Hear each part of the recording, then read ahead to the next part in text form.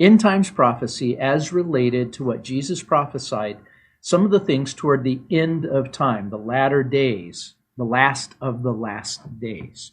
And so, last week, as we looked at the Gospel of Matthew, Jesus, as we saw, was giving to the disciples kind of an overview in an answer to their question, what would be the signs of your coming and the end of the age?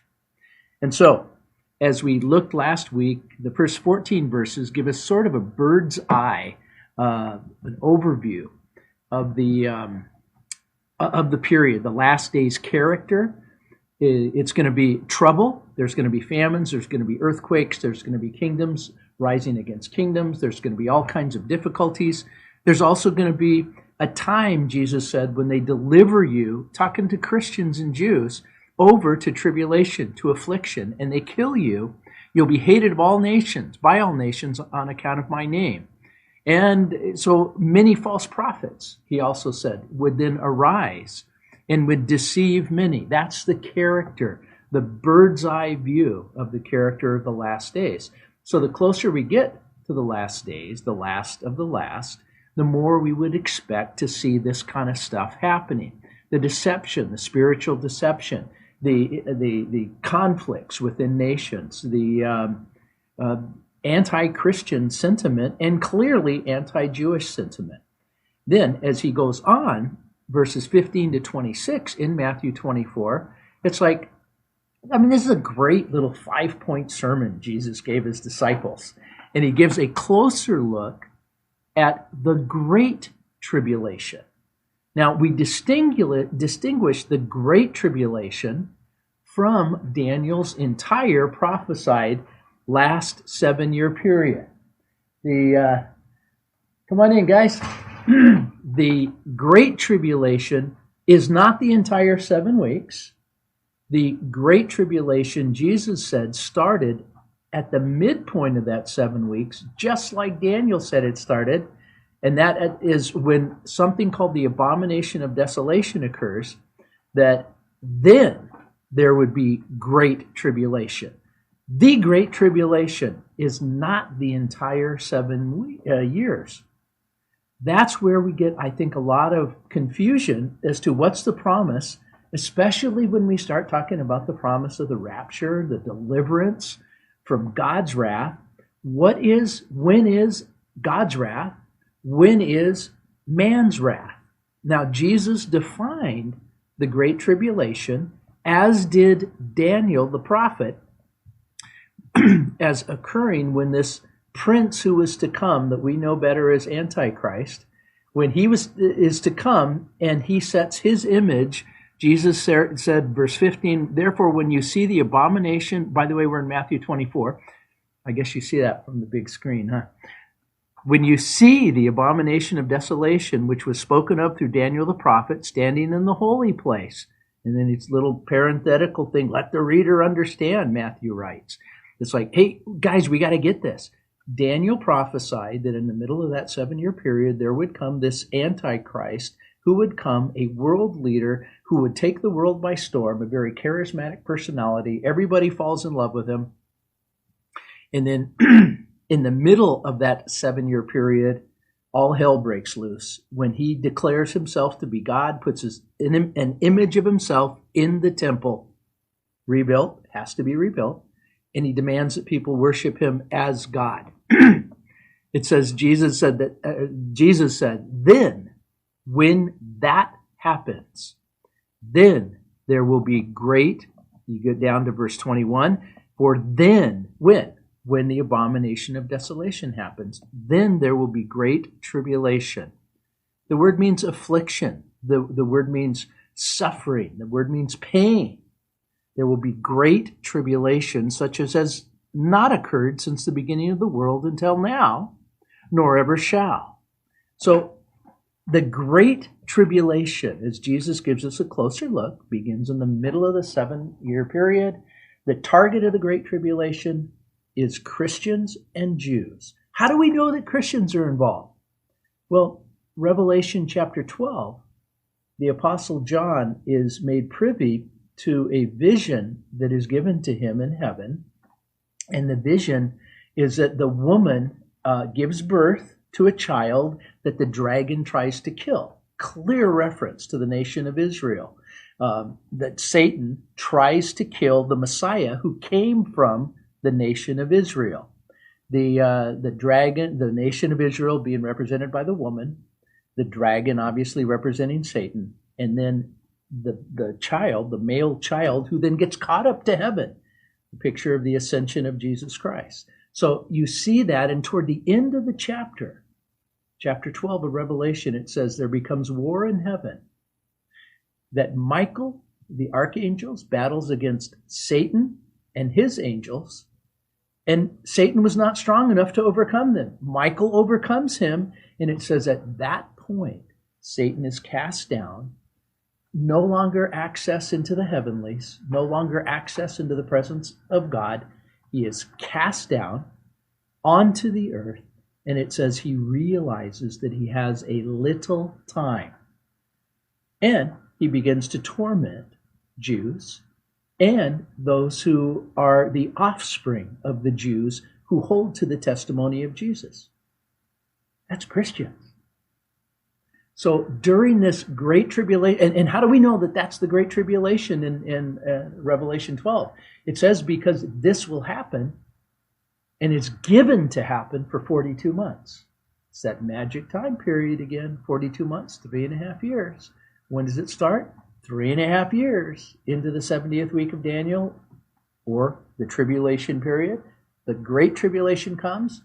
Satan, through Antichrist, elicits such an incredible persecution on Jews and Christians like never, ever before. And that is destined to go on for 42 months, 3.5 years. And then, praise the Lord, Jesus comes at the end of that period. But there's something else that happens too.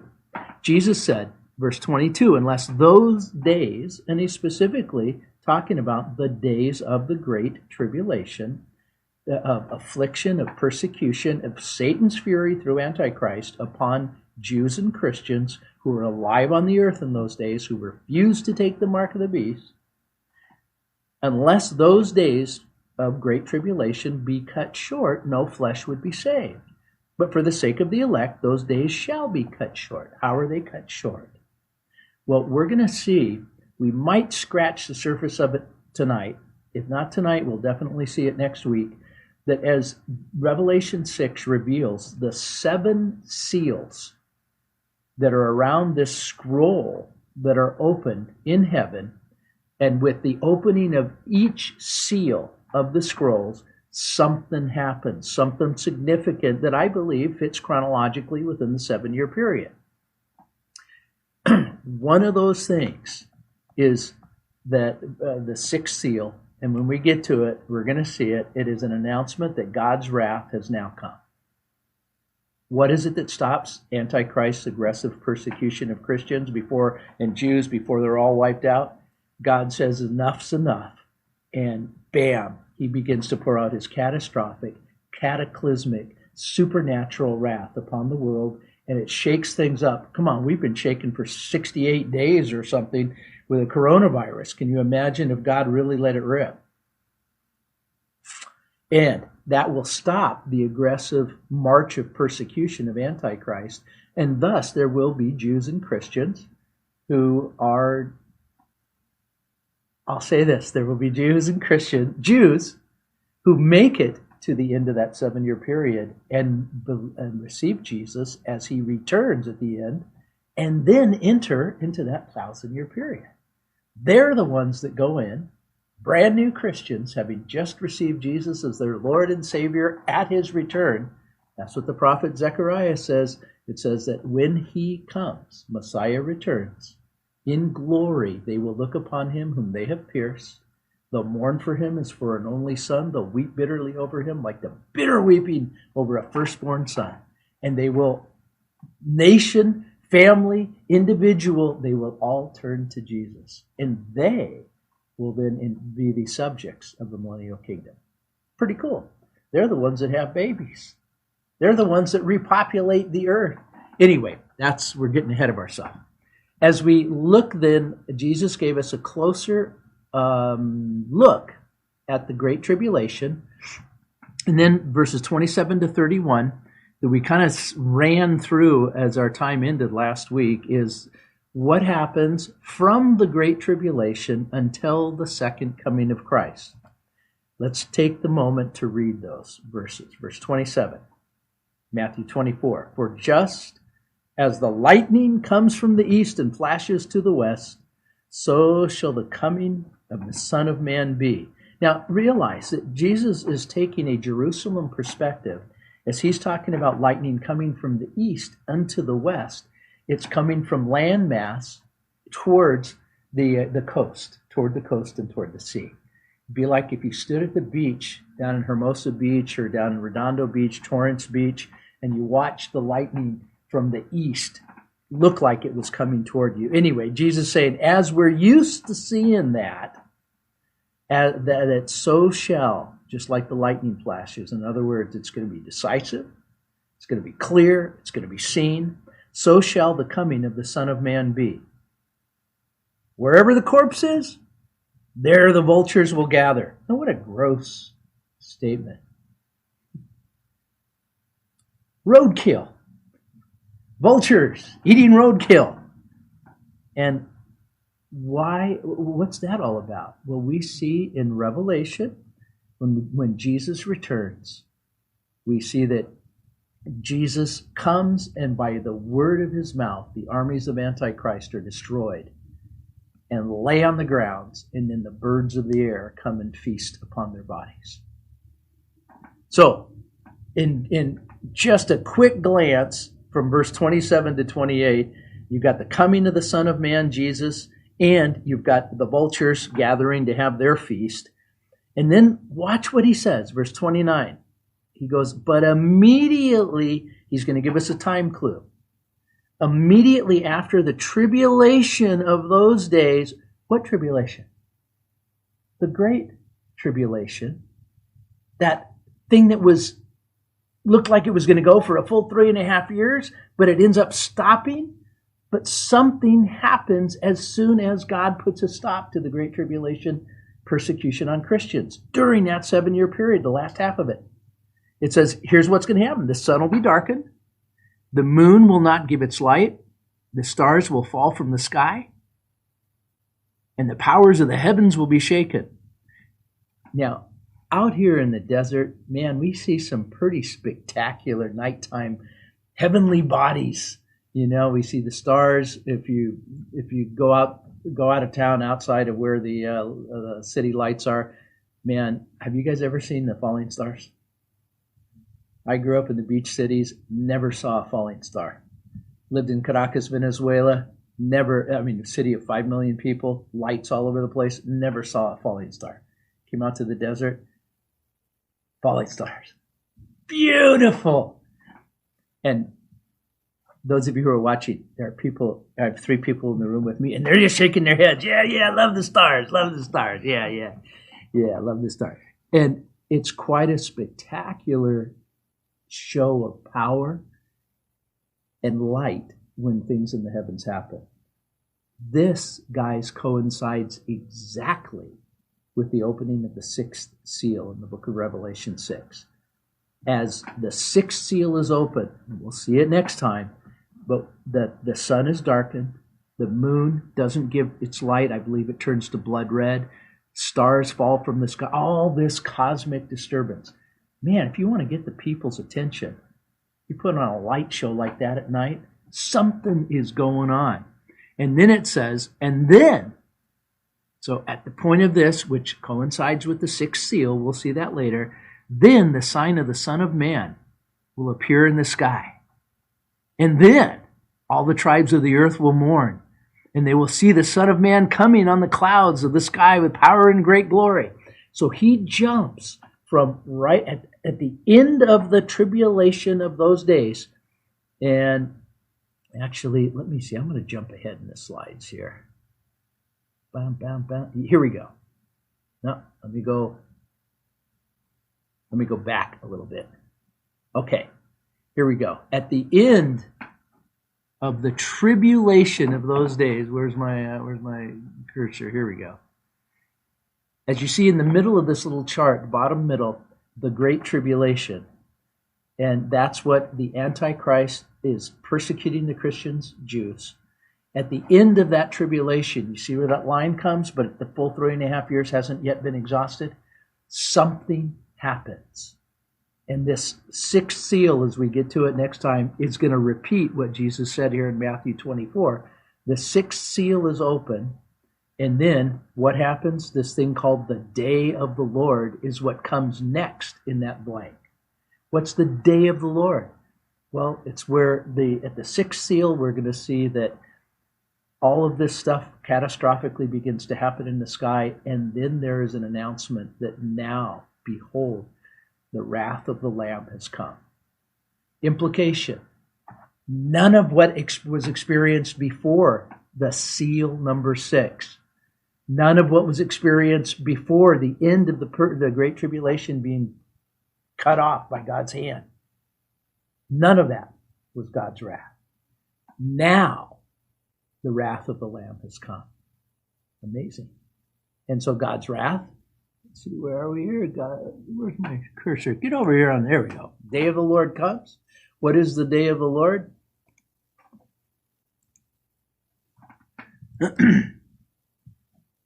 All right. The day of the Lord is a term that is used all throughout the Old Testament prophets and repeated in the New Testament that refers to God's final and complete physical judgment on sinful and rebellious man. It's when God's judgment rips. The Great Tribulation, when we start asking questions as to what comes next and all that, the important distinction is this, guys, that the Great Tribulation is Satan's fury on Christians and Jews. The day of the Lord is God's wrath on the world that's rejected him. Big distinction. Jesus said, in this world, John 16:33, these things I have spoken unto you, that in me you might have, anybody know what the promise is? I'll give you a clue. It starts with P and ends with east. In me, these things I have spoken unto you, that in me you might have peace. In the world, you will have, and he uses the word, tribulation. Same kind of stuff that the Antichrist is going to throw at us, at Christians, at Jews. When I say at us, I'm saying in Christians in general that are on the earth at that time. I'm kind of hoping that I have a mezzanine seat and have been raptured. But that's something that we will talk about here in a little while. And then, so the day of the Lord is what follows the Great Tribulation. And that's where seal number 6, the announcement that now the wrath of the Lamb has come. And then seal number 7, as it's uniquely enough in the beginning of chapter 7 in Revelation, as seal number 7 is open, there's a statement that's saying, oh, wait, don't harm the earth or the sea until we've had a chance to seal the servants of God on their foreheads. It's like, don't bring God's judgment until this thing happens. Implication, it's God's judgment. And this, guys, man, this is a spoiler. May not come to the one on the rapture, but excuse me. There are 3 main views as to when the rapture is. One's called pre-tribulation rapture. You see the big arrow? That's where it would come. Or mid-tribulation rapture. I don't see much merit to a mid-trib, quite honestly. Or pre-wrath rapture. That is a rapture before the wrath of God is poured out. Or what they call a post-tribulation rapture at the end point. I don't see much merit to that one, personally, either. There are 2 views that I think have more biblical merit than the other ones. One is pre-tribulation rapture, where the rapture comes, man, before the 7 year starts. Now, how many would like to vote for that one? But we have to realize that God isn't asking for a vote, and it's not a democracy. He gets to say. But if it happens then we are spared this entire 7 years. If it doesn't happen, until here, then we are still spared the wrath of God poured out. And that's the key promise. That's what 1st and 2nd Thessalonians says, that the church is not appointed unto the wrath of God. Yeah, we're going to go through affliction. We're going to go through persecution. So what do I want to do? Hey, I want to go here, man. I want to get my ticket stamped and I want to get zapped up and away I go. But if that theology is not correct, I want to be prepared to live through a time of great persecution of my faith so that I don't give it up. I mean, Jesus said in Matthew 24, at that time there would be many whose hearts go cold and they quit following the faith. I don't want to be one of them. I want to be somebody like Stephen the martyr, that if it need be, I give my life for Jesus Christ and for the gospel. Like 10 of the 12 apostles, 10 of the 11 surviving ones, they were martyred because they refused to recant on believing that Jesus Christ rose from the dead. They were martyred because they refused to burn incense and say Caesar was Lord.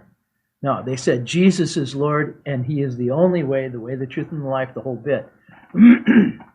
But hey, that's fun to talk about wins. Let's get prepared and let's look up for this one.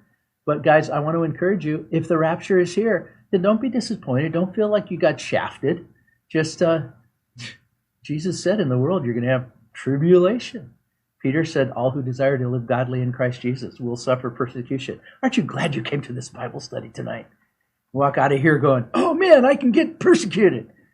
America is so wimpy. I'm not talking about the country. That's a whole nother question. What I mean, Christians in America. Every other major place in the world, Christians are suffering for their faith, but not in America. It's like, not that I don't want to suffer. Don't get me wrong. I don't want to suffer, but I want to be willing to. Moving on, Matthew 24. Okay, from the Great Tribulation to the second coming of Christ. And then he gives us in verse 32 to 44. And we're going to zip through this, just some clues as to the timing of the end. Because everybody wants to know when.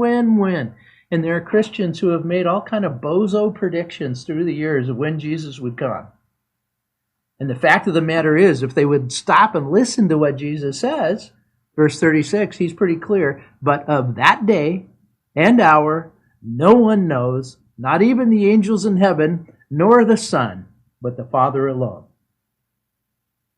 I'm not going to pretend to be able to adequately describe the interrelationship and character of the Trinity in action. But Jesus said, I don't even know. My Father knows. There is a wonderful picture of the Jewish wedding that Jesus is referring to. As in the Jewish wedding ceremony, the bride and the groom are betrothed, and then the groom goes back to his father's house. And think about Jesus. Jesus created a bride called the church, then ascended back into his father's house in heaven.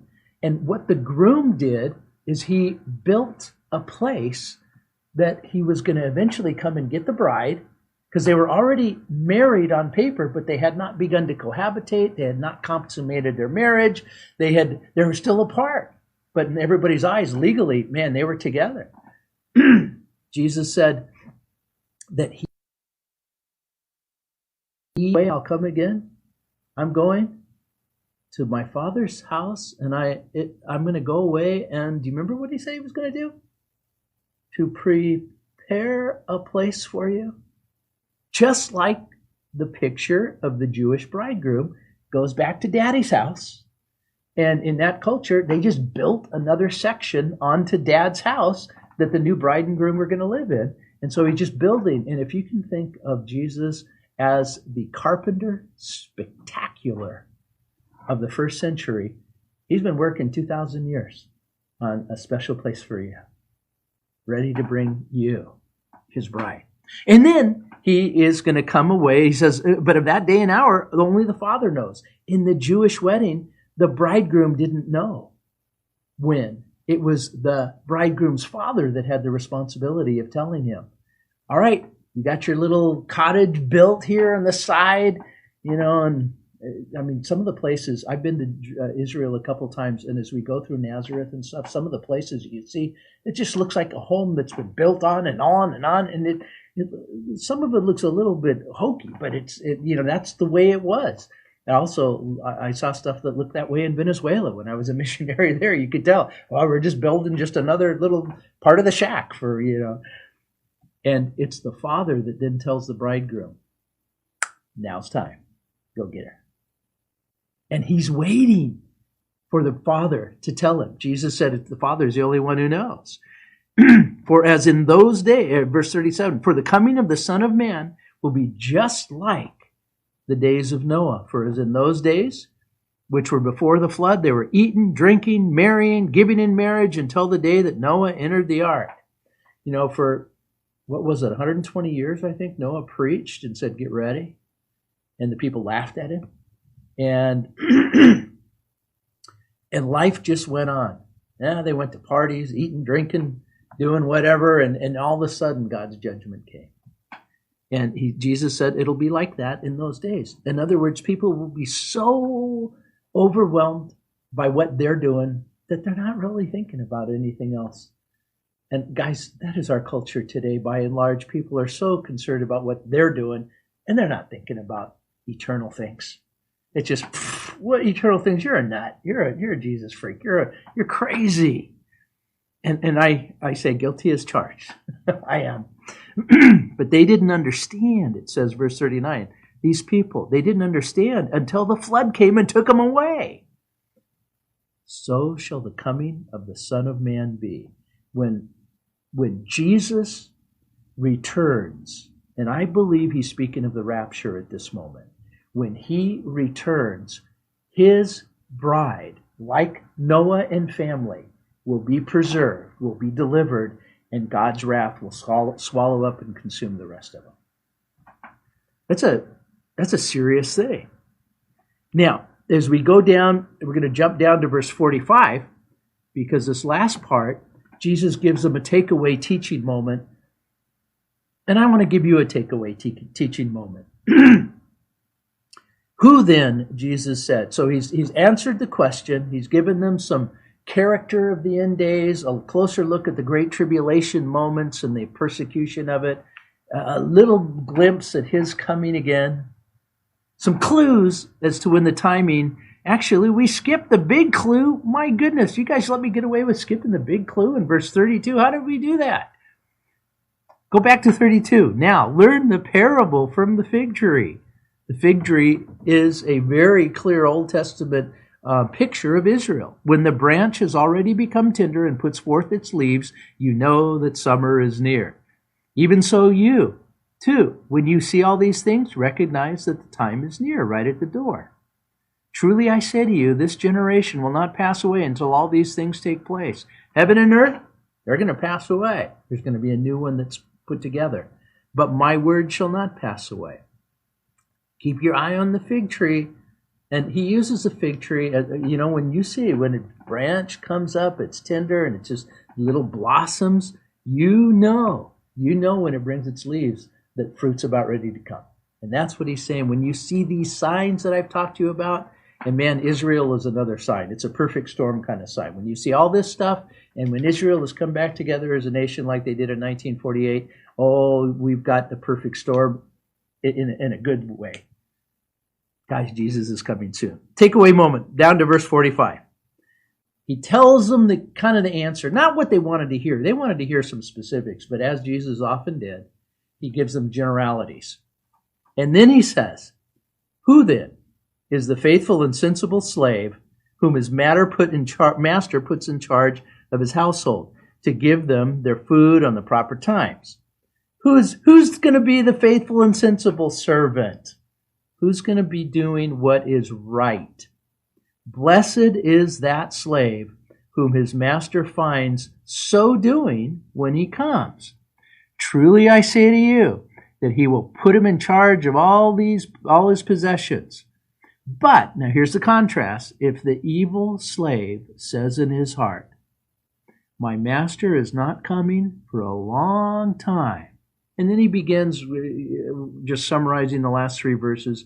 Then that evil slave, my master's not coming. I'm just going to begin to go do what I want, take advantage of other people, be unjust, and all that kind of stuff. Then he said, which one is the right servant? The one who's looking for his master to come back? Or the one who's saying, he's not coming for a long time? How soon is the coming of Jesus?